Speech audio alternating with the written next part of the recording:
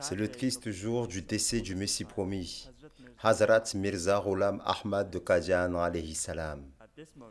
À ce moment-là, un de ses fils, se tenant près de son lit, déclara: Même si tout le monde part et que je suis seul, je me tiendrai à vos côtés et je ferai face à toute opposition et assaut contre votre mission.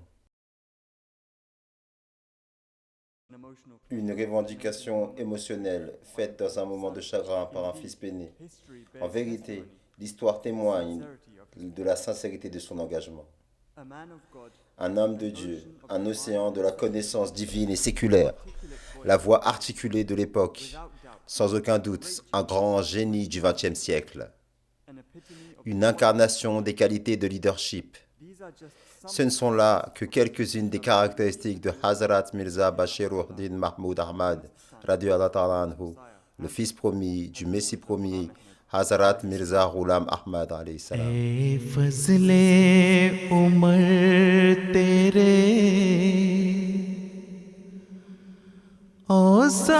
औसाफे करीमाना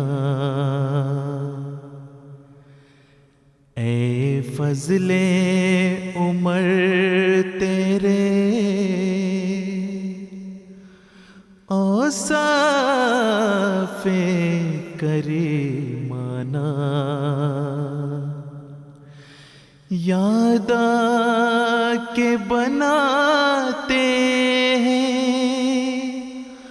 हर रूह को दीवाना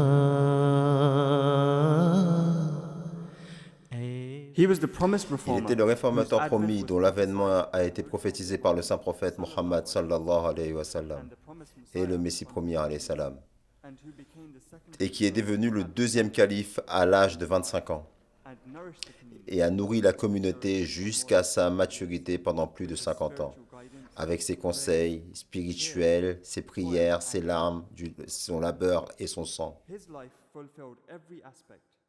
Sa vie a rempli tous les aspects de la grande prophétie du Messie promis, alayhi salam, établie dans une annonce en 1886. Sous la direction divine, il a fortifié les fondements de la communauté établie par le Messie promis, alayhi salam, et a élargi la structure du mouvement en lançant divers projets, des organisations et des programmes. Afin de stimuler le moral et les qualités spirituelles de la communauté et de porter son message au plus loin, Hazrat Khalifatul Masih le deuxième a lancé le projet Tahrik Jadid en 1934. Dans le mouvement, tout était chargé d'une nouvelle vie et d'un nouvel esprit sous l'impact de ce régime. L'activité la plus marquante de ce dispositif était le réseau des missions étrangères, qui s'est progressivement étendu à de nombreux pays, et grâce aux bienfaits de ce régime, il y a maintenant des branches florissantes de ce mouvement dans plus de 200 pays.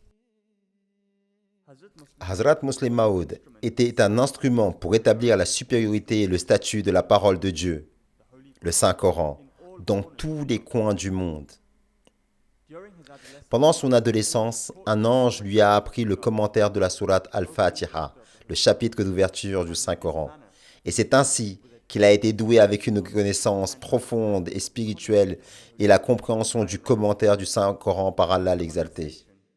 Sa conversation, ses discours et tous ses écrits étaient un commentaire du Saint-Coran. Peut-être son plus grand travail est Tafsir et Kabir, ces merveilleuses 10 000 pages de commentaires du Saint-Coran. Tout individu qui en a lu une partie avec concentration ne peut que reconnaître que s'il y avait une personne sainte dans le monde qui n'avait publié ne serait-ce qu'une partie de ce commentaire du Saint-Coran, cela aurait été suffisant pour le reconnaître comme une personne sainte parmi les personnes les plus saintes du monde. Pour Hazrat Muslim Maud, ce n'était pas assez juste d'écrire et de distribuer ce commentaire. Huzur a souhaité propager la parole de Dieu dans le monde entier. Il a appelé les jeunes de la Jamaat à se consacrer pour la formation religieuse dans les universités de la communauté, pour la formation des missionnaires, la Jamia Ahmadiyya. Il a appelé les parents à consacrer leurs enfants au service de l'islam. Il a préparé de tels pieux érudits qui ont démontré que le Coran est un message qui donne la vie. et ont transmis son message aux quatre coins du monde. C'est un résultat direct de ces sacrifices et attention que des services sont rendus au Saint-Coran dans tous les coins du monde. Un aspect illustre de la vie splendide de Hazrat Musleh Maud, qui brille plus que les autres, était sa passion et son immense désir d'aider les musulmans et la cause de l'islam. Il ne serait pas exagéré de dire que tous ces projets, plans, systèmes et activités inlassables étaient uniquement pour le bénéfice de l'islam. Huzur a exhorté tous les Ahmadis à prier avec ferveur pour les musulmans qui étaient entourés par le danger de toutes parts. Il a délivré de nombreuses conférences pendant la partition de l'Inde et du Pakistan et a toujours été à l'avant-garde en défendant la cause des musulmans. Huzur a été profondément touché par la situation critique des musulmans au Cachemire, dont les droits étaient bafoués par le gouvernement tyrannique hindou. Il a été élu à la tête du comité Toute l'Inde en faveur du Cachemire, qui était formé par les principaux dirigeants musulmans du Punjab. De nombreux dirigeants politiques cherchaient des conseils auprès de Huzur et reconnaissaient que le deuxième calife était venu au secours des musulmans du Cachemire lorsqu'ils avaient désespérément besoin d'aide. Bien qu'en raison de ses directs liens avec l'Inde et le Pakistan, l'attention de Hazrat Musleh Maud était constamment attirée par la résolution de leurs problèmes, mais il ne s'est pas limité à ce domaine. Il estimait que tous les musulmans devaient être unis, peu importe de quelle partie du monde ils étaient originaires, ou à n'importe quelle couleur, race ou école de pensée à laquelle ils appartenaient. Il parla en faveur des lieux saints de l'islam au Moyen-Orient, quand ils étaient en grave danger durant la Seconde Guerre mondiale. Il rappela avec insistance aux musulmans arabes leur devoir de protéger les terres sacrées de l'islam et les appela à s'unir dans ce but. Il prononça de nombreux discours où il souligna que la question de la Palestine concernait tous les musulmans et exhorta les musulmans à s'unir dans leurs sacrifices et leurs prières. En bref, il donna de tels conseils aux musulmans que s'ils devaient les suivre, une grande partie de leurs souffrances aurait été atténuée.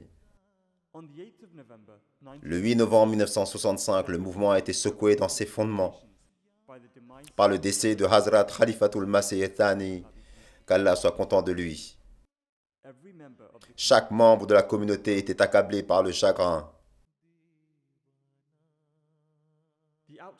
Les qualités exceptionnelles de Hazrat Khalifatul Masih Thani et son étonnant palmarès de hauts faits dans de nombreux domaines de l'activité humaine, toutes liées au renouveau de la foi et à la suprématie de l'islam sur toutes les autres religions. Cela l'a distingué comme une grande et brillante figure dans les annales de la renaissance de l'islam dans les derniers jours. ऐ फज़ले उमर तेरे औसाफ़े करीमाना याद आके बनाते हैं हर रूह को दीवाना फज़ले